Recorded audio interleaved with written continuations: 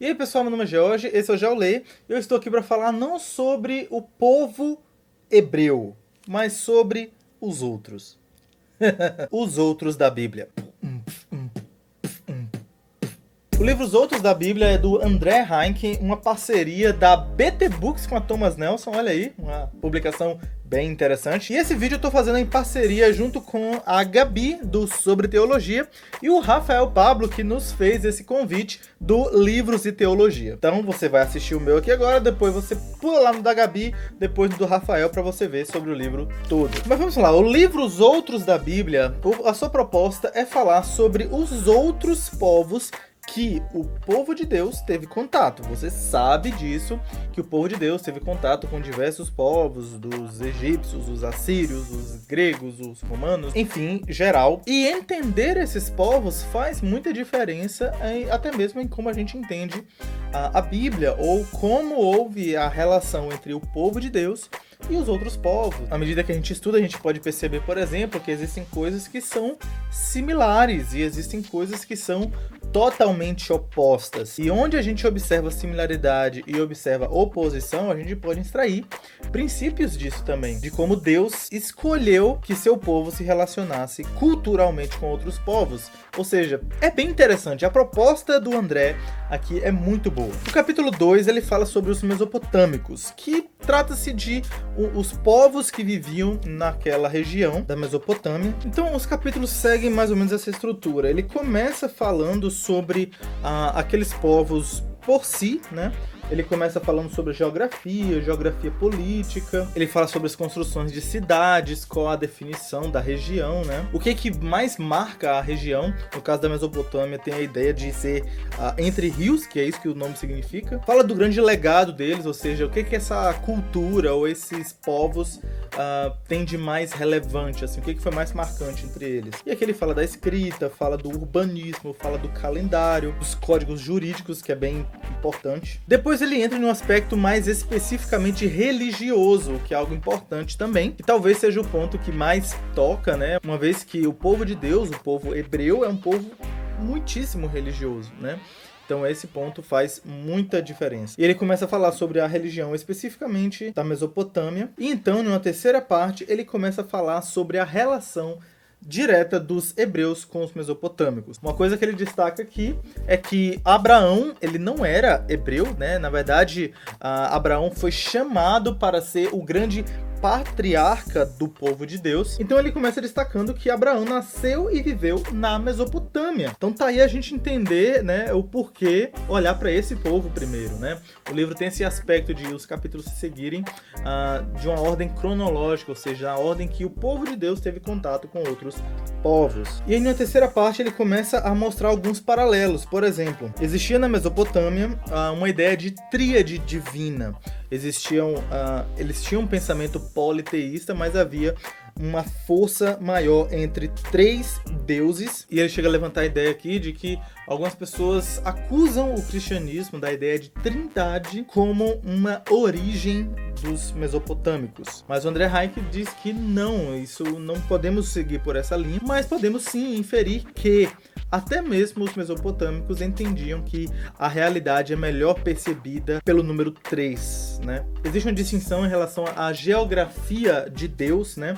No caso dos mesopotâmicos, existe uma forte ideia dos zigurates, que eram uma espécie de construções bem grandes que, da forma que ele coloca aqui, é como se fossem montanhas, porque Deus se revelava ao homem, assim eles entendiam, nos montes, né? E na verdade a gente até vê elementos bíblicos que mostram Deus se revelando de maneira especial nos montes. Porém a gente sabe que o Deus verdadeiro, o Deus vivo, o Deus de Abraão, de Isaac, de Jacó, habitava no meio do povo, né? Ele estava com o seu povo, e não somente nas montanhas, mas também no deserto, e aí, enfim, ele estava com o seu povo.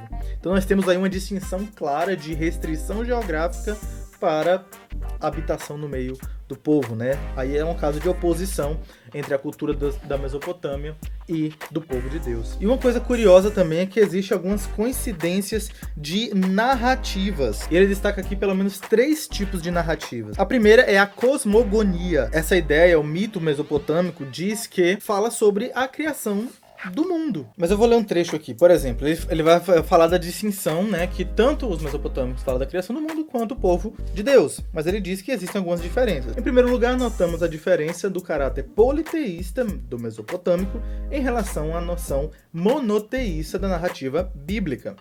Em segundo lugar, no caso do mesopotâmico, os próprios deuses tinham origem em caso pré-existente. Já no caso bíblico, Deus criou tudo ex nihilo, ou seja, do nada. Outra diferença fundamental está na intensa luta travada por Marduk para vencer Tiamat, no caso das águas primordiais. Já o Deus dos Hebreus não necessitou lutar para vencer o caos, ele apenas usou a sua voz tronante. Então perceba, existem algumas similaridades de criação, Deus criando tudo, mas ao mesmo tempo existem diferenças que são muito significativas. Ele segue falando aqui de outras narrativas, por exemplo, a narrativa do dilúvio. Uma outra narrativa é a narrativa de lamentação, é muito parecida com o caso de Jó, que ele lista aqui também algumas diferenças. Eu tô passando um pouco rápido porque tem outras coisas que eu preciso falar. Mas aí uma pergunta que a gente pode fazer com essas similaridades é: essa similaridade significa que o povo de Deus, os hebreus, estão tomando emprestado as narrativas mesopotâmicas para criar o seu próprio mito, que muitos liberais e céticos levantam? Ou será que de um fato que Deus realmente criou tudo do nada, de uma origem comum, todos são descendentes de Adão? Essa tradição foi mantida por uma determinada linha da genealogia e uma outra linha teve um pouco de desvirtuação, tendo pequenas diferenças de um mesmo relato. Acho que, se nós cremos na autoridade, na inerrância das escrituras, acho que a segunda opção parece fazer mais sentido. Mas eu vejo um certo problema na metodologia aqui do André Heinck que me incomodou um pouco. E esse problema tem muito mais a ver com as fontes que ele usa, ou pelo menos as fontes que são citadas aqui neste livro. Na introdução ele explica o propósito desse livro e um trecho interessante ele diz assim: ele notou que a maioria das referências dos comentaristas bíblicos em relação àqueles outros povos não está baseada nas autoridades especializadas na historiografia, sociologia ou antropologia, mas na segunda mão, isso é na primeira página da introdução, mas na segunda mão de teólogos. Isso quando não citam apenas aquelas informações que aparecem explicitamente na Bíblia. Ou seja, ele está levantando aqui uma espécie de crítica, não é bem crítica, mas assim, uma observação que ele entende ser insuficiente do trabalho de alguns comentaristas bíblicos, ao falar dos mesopotâmicos, dos egípcios, dos babilônicos e etc., os outros povos. Eles usam apenas obras de segunda mão. Ele usa essa expressão, inclusive entre aspas, segunda mão de teólogos, ou apenas citação bíblica, e não autoridades especializadas de historiografia, sociologia e antropologia. Então perceba aí o ponto que levou o André a fazer este livro. Então, uma necessidade de não basear-se apenas em segunda mão de teólogos, mas basear-se em obras especializadas. E aí, especificamente sobre as referências bibliográficas, ele diz o seguinte: como se trata de uma apresentação dos povos antigos e de suas religiões, a minha fonte de pesquisa não foi religiosa. Eu confesso que essa frase me pareceu paradoxal. Ele diz: como se trata de uma apresentação de povos antigos e de suas religiões, ou seja, ele está falando de um povo religioso, da religião de povos antigos, religião dos povos antigos. Esse é o objeto do livro, religião de povos antigos. Então, por isso, ou seja, por se tratar de religião dos povos antigos, a minha fonte de pesquisa não foi religiosa. Eu não entendi. Eu não entendi porque o método que ele usou como fonte não religiosa não corresponde ao seu objeto de pesquisa, que é a religião dos povos. Percebe que não tá encaixando? Bom, mas ele segue dizendo, né? Não tá uma coisa solta assim. Ele explica quais são as fontes não religiosas. Consultei historiadores, antropólogos e sociólogos especialistas nos estudos da antiguidade. Então perceba, logo no início da introdução ele diz, ele não quer fazer como outros comentaristas bíblicos, se baseando em segunda mão, como fazem alguns teólogos, ok? Realmente esse ponto de crítica dele faz sentido, porque se você vai se basear em segunda mão, ou seja, você vai se basear em teólogos que olharam para povos antigos para fazer apenas um extrato dentro do seu objetivo específico. Para um estudo mais aprofundado, você, ao consultar ali, você não vai ter tudo que você precisa. Você vai ter só o recorte daquele teólogo que usou para o seu propósito específico. Então, de fato, usar de segunda mão de teólogos é um problema quando se trata de um trabalho de pesquisa, um trabalho de história, um trabalho de estudo cultural. O receio do André e de certa forma, a observação, digamos assim, de insuficiência desse tipo de pesquisa é boa. Mas qual é a solução que ele encontra? Buscar em fonte não religiosa de historiadores, antropólogos, sociólogos e especialistas no estudo da antiguidade. Isso não seria continuar usando fontes de segunda mão? Ele continua explicando. Por que essas obras são relevantes na visão dele? Eles são relevantes porque tratam das fontes históricas sem o julgamento prévio que costumeiramente encontramos no contexto cristão. Então, historiadores, antropólogos, sociólogos e especialistas na antiguidade não fazem julgamento prévio. Cristão faz julgamento prévio. Cristão, quando olha para povos antigos, pagãos, que não adoravam ao Deus verdadeiro, já entende que eles estão errados, que eles não deveriam fazer daquela forma e que eles estão movidos por pecado e idolatria. Isso é a visão cristã. Historiadores, antropólogos e sociólogos não fazem nenhum julgamento. Será? Porque é isso que ele diz aqui. Eles são importantes porque não fazem julgamento prévio que cristãos fazem. Uma pergunta: será que algum ser humano começa um estudo ou observa alguma coisa da realidade sem nenhum julgamento prévio? Será que existe isso? E aqui ele explica por que ele usa fonte não religiosa. Apesar de que, ironicamente, ele está estudando povos religiosos. Ele segue dizendo: de fato, as pesquisas científicas excluem Deus da equação da casualidade. Olha, então existe um certo julgamento prévio, ou seja, quem é não religioso, na visão dele, ou quem é ateu, digamos assim, já parte do pressuposto de que os estudos a serem feitos são de um povo que tem seus mitos, as suas ideias, mas não os seus fatos a respeito de um Deus real que cria ou que governa, ou de um Deus verdadeiro que interage com os povos. Então as pesquisas excluem Deus. Existe uma certa parcialidade. Tá, mas elas partem da busca universal pela verdade e isso nos interessa. Então, historiadores, antropólogos e sociólogos e estudiosos da antiguidade, ainda que eles excluam Deus da equação, é importante usar suas obras porque eles estão buscando a verdade e isso é bom. Eu entendo que é bom a gente ter contato com historiadores, sociólogos e antropólogos que estudaram a antiguidade, de fato. Agora, usá-los porque existem comentaristas bíblicos que se baseiam em fontes de segunda mão de teólogos, aí já não é suficiente. Porque ao invés de usar teólogos, ele está usando historiadores, antropólogos e sociólogos.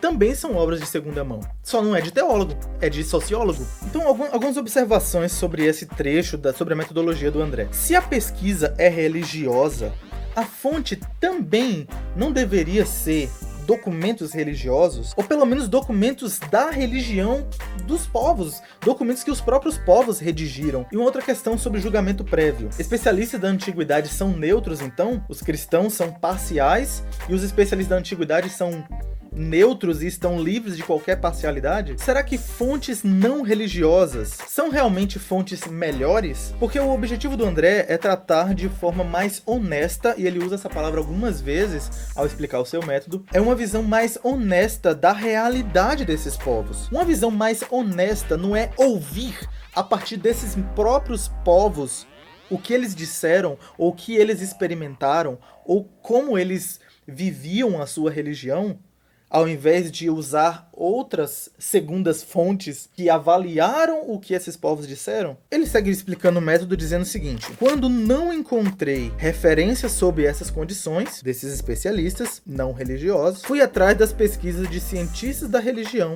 e mesmo de teólogos do liberalismo teológico. Por que ele vai atrás de não religiosos, no segundo caso, cientistas da religião, no terceiro caso, teólogos liberais? Pois foram estes que se debruçaram com profundidade sobre as peculiaridades das religiões fora do contexto cristão. Então perceba, o André está dizendo o seguinte: existe um ponto a ser estudado: povos antigos e suas religiões. Teólogos do lado de cá observam isso, fazem sua análise. E ele diz: não posso me basear nesses, porque eles estão fazendo um estudo tendencioso de acordo com a sua visão, ok? E aí o que ele faz para estudar esses povos que não sejam uma visão cristã? Ele usa uma visão de ateus, ou de cientistas da religião, ou de liberais que estão observando esse povo. Então, para estudar esse povo, ele não quer se basear nos cristãos, mas ele também está dizendo que não vai se basear nos próprios povos, mas se basear em outros, que não são os próprios povos. A minha crítica aqui não é que eu vejo um problema em usar obras de não cristãos. Não é isso. Mas com certeza é até ingênuo achar que justamente por serem não cristãos, eles são mais confiáveis. O André tá dizendo que ele tá se baseando nessas outras fontes, não é para ter algo diferente dos cristãos, mas é porque ele está considerando verdadeiramente que justamente por não serem cristãos, eles são mais verdadeiros, mais honestos com estudos de povos religiosos. Isso é continuar se baseando em obras de segunda mão. Fundamentar um estudo em obras de primeira mão seria fundamentar nos documentos dos próprios povos,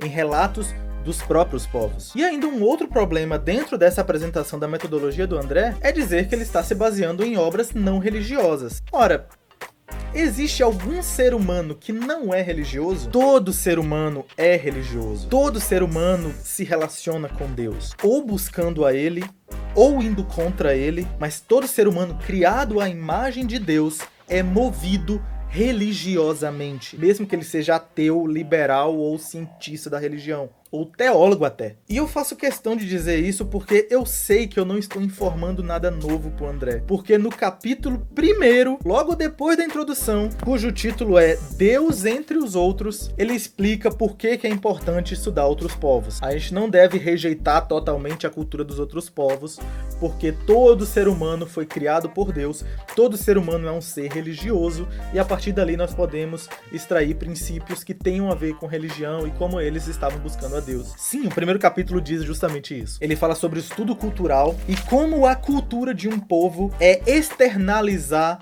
a religião interna de um povo. Ou seja, todo homem é um ser religioso. E na verdade esse é um pressuposto básico deste livro. Por que vale a pena estudar os mesopotâmicos, os egípcios, os cananeus, os persas, gregos, romanos? E por que é importante usar tudo isso para aplicar a nós? Ele faz uma conclusão justamente pensando nisso, aos tempos de hoje, aos povos de hoje. É porque todo ser humano foi criado por Deus. Deus mantém o seu povo ali, direcionando o seu povo com a sua palavra, mas outros povos que se desvirtuaram ainda são a imagem de Deus e vivem buscando encontrar-se com Deus ao seu próprio modo, ou fugir de Deus, ou criar deuses para si mesmos. Essa ideia está na essência do livro, mas na metodologia, ou pelo menos na apresentação da metodologia, me pareceu, e eu quero ser cuidadoso aqui com as palavras, me pareceu incoerente. Me pareceu não encaixar com a ideia que o próprio autor está pressupondo ao escrever o livro. Talvez não seja exatamente isso, talvez não foi bem colocado a ideia, mas se você quer ver mais sobre os outros egípcios, cananeus e persas, você pode ver aqui em cima no canal da Gabriela Bevenuto, sobre teologia. E se você quiser ver sobre os gregos e romanos e como esse livro se conclui, você pode clicar aqui embaixo no vídeo do Rafael Pablo, do Livros e Teologia. É isso aí, galera, eu vou ficando por aqui. Deixe seu comentário do que você achou desse monte de coisa que eu falei aqui, e até uma próxima. Tchau.